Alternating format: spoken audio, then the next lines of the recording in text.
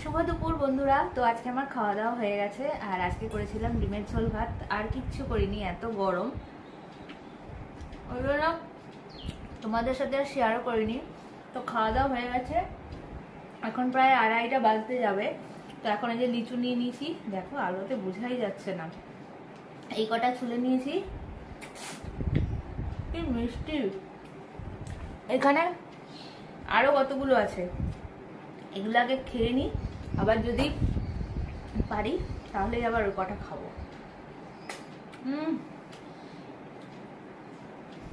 দারুণ মিষ্টি।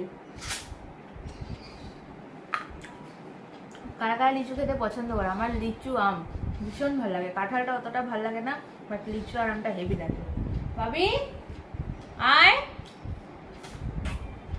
ছেলে ওই ঘরে রয়েছে, ডাকছি আসছে না। আয়, তোর জন্য তো ছুললাম।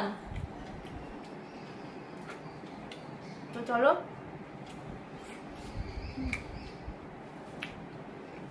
এখনের মতন টাটা। এই না বাবা, মুখে নাও।